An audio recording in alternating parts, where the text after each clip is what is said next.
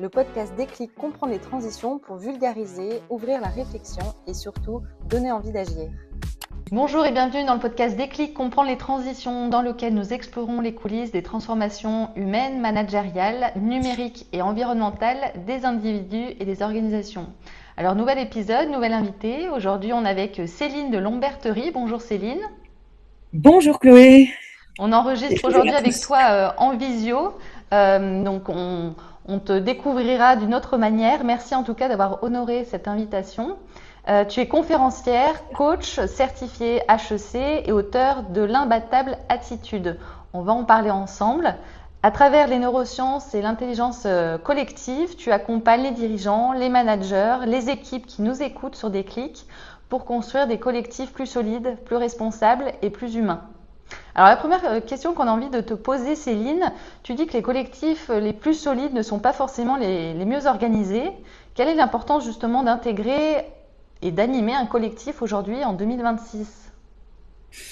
Alors bon, ils sont organisés, c'est pas, mais c'est plus que ça. C'est-à-dire que pour moi, une équipe, c'est pas juste un bel organigramme en couleur sur le papier. C'est un système vivant qui évolue avec des émotions, avec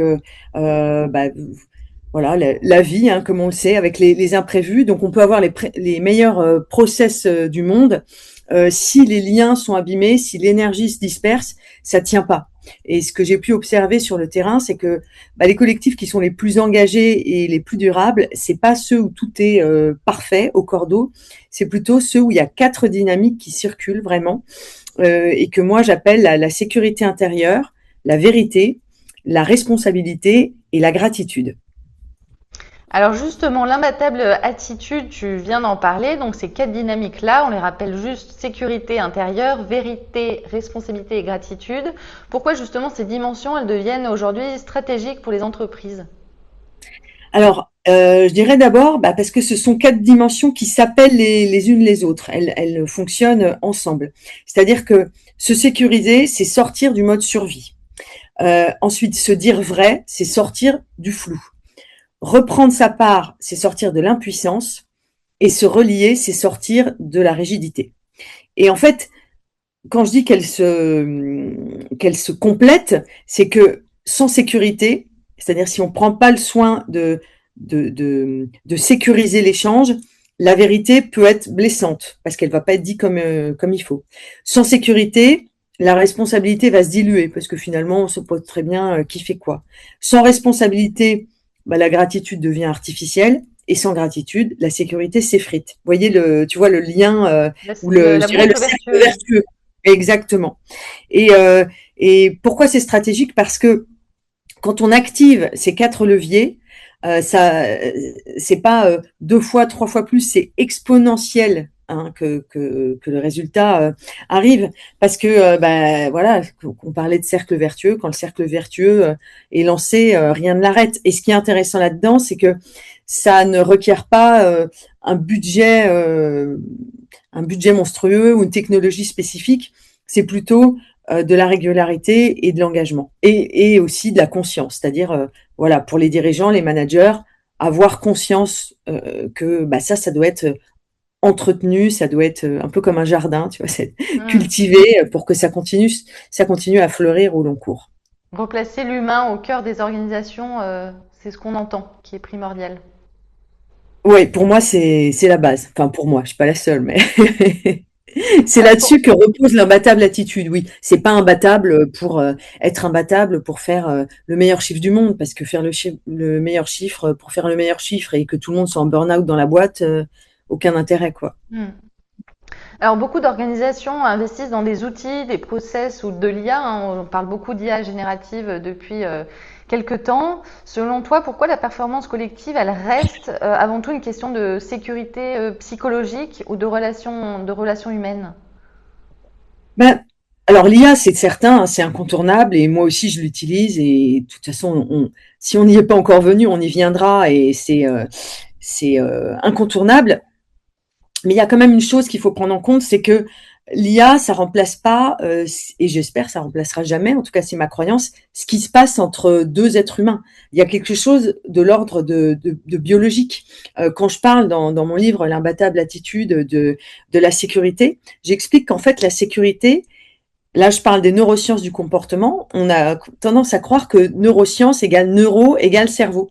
Mais en fait c'est pas que ça du tout. En fait c'est tout le système nerveux, et le système nerveux il part du cerveau mais il descend jusque dans le bas de la colonne vertébrale. Donc c'est tout le corps qui est engagé.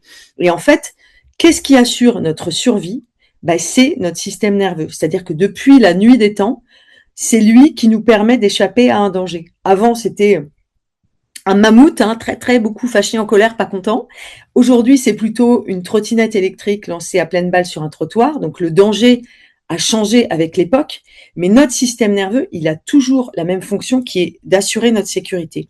Et donc, quand on se sent en sécurité, c'est-à-dire, tu vois, par exemple, toi et moi, là, on a un échange, on se parle, ça communique bien. C'est ça la sécurité intérieure. C'est que je me dis, Chloé, je peux lui dire ce que j'ai envie de lui dire, et toi, tu peux me dire ce que tu as envie de. Il n'y a pas de stress, il n'y a pas de méfiance, etc. Et c'est ça d'abord qu'il faut installer pour que les relations humaines se passent bien. Et c'est le terreau de la performance. Donc, bien sûr, il faut investir dans l'IA, je dis pas le contraire. Mais si à la base, il n'y a pas ce côté sécurité, l'IA, pour moi, elle servira à rien, quoi. Et justement, tu accompagnes toi des dirigeants et des équipes dans des contextes parfois très tendus, complexes, en transformation. Quel est le déclic le plus fréquent que tu observes chez les managers que tu accompagnes aussi? Alors, les managers, les dirigeants, ils ont énormément d'enjeux, de pression, etc. Donc, ça génère du stress. Et souvent, ils ont cette croyance que plus je vais contrôler, plus je vais m'assurer que tout est bien bordé, etc., mieux ça va se passer. Et en fait, plus on contrôle, plus, même si on croit aider son équipe et que ça part d'un bon sentiment, plus on déresponsabilise son équipe. Et ça, j'en parle dans mon livre et dans mes conférences parce que je l'ai vécu. Moi, j'ai été élevée dans une famille, j'avais mon père qui me disait « tu as un rang à tenir ». Et pour moi, j'avais associé rang avec perfectionnisme et contrôle. Donc, j'étais ultra exigeante avec mes équipes. Et un jour, je me suis rendu compte parce que je suis tombée sur un message qui ne m'était pas destiné. Et j'aime bien dire par ce hasard qui n'existe pas vraiment, j'ai lu quelque chose qui ressemblait à Céline, elle a un bon fond, mais parfois elle peut être exécrable. Et en fait, ça m'a mis complètement par terre. Je me suis Est-ce dit, que ça mais a en été fait, ton déclic à toi? eh ben oui, c'était mon déclic à moi. Je me suis dit, mais en fait, comment j'ai pu en arriver là? En fait, je pensais bien faire, je pensais aider mon équipe. Et donc, pour moi, le déclic, il est là, c'est quand, il y a cette notion de contrôle. Quand les managers se rendent compte que c'est pas simplement en contrôlant ou en étant dans la tête ou en étant omnubilé par la performance que ça peut fonctionner, alors il y a un basculement. C'est le jour où on reprend sa part de responsabilité et qu'on se dit, OK, ça, je peux le faire, c'est ma part, mais on a chacun sa part. Et quand, si tu veux, tu t'autorises à prendre ta part et uniquement ta part de responsabilité, d'une certaine manière, tu autorises l'autre à le faire. Et au départ, c'est un signal, c'est une autorisation, voilà, c'est ça. Je prends ma part, toi aussi tu prends de ma part, j'invite l'autre à prendre sa part. Et à force de répéter ça, ça devient une culture d'entreprise et ça responsabilise tout le monde. Tu parles de neurosciences beaucoup. Les neurosciences, elles prennent une place croissante dans le management et le leadership. Comment justement transformer ces connaissances en pratiques concrètes au quotidien pour les managers, les chefs d'entreprise qui nous écoutent dans Déclic? Alors, comme je disais tout à l'heure, les neurosciences, c'est tout le corps. Et en fait, ce que je dirais là, pour le résumer en quelques minutes, c'est revenir au corps. Je m'explique. Donc, encore une fois, on est dans un monde qui va vite, avec de la pression, du stress, etc. Et là, je fais un focus sur ce qu'on appelle les neurosciences de la sécurité, les neurosciences du comportement, qui nous expliquent que, en fait, c'est notre corps qui nous dit si on est en sécurité ou pas. Donc, je dirais, revenir au corps. Ça passe par de la respiration. Ça passe par aussi ce que j'appelle le soupir intentionnel. C'est-à-dire que tu as un moment de stress et je soupire pour vraiment vider ce qui me dérange et revenir à mon corps. Parce qu'en fait, pourquoi il y a des burn-out? C'est parce que les gens restent coincés ici. Ils sont dans la tête, Dans le pardon, mental. voilà, et ils sont coupés de leur corps. Alors, des choses toutes simples comme revenir à la respiration, se lever un petit peu, marcher, respirer, bon, méditer pour ceux qui sont sensibles à ça, mais enfin la méditation maintenant avec des applis comme Spotify, etc., tu peux te prendre 5 minutes entre deux réunions pour fermer les yeux, pour respirer.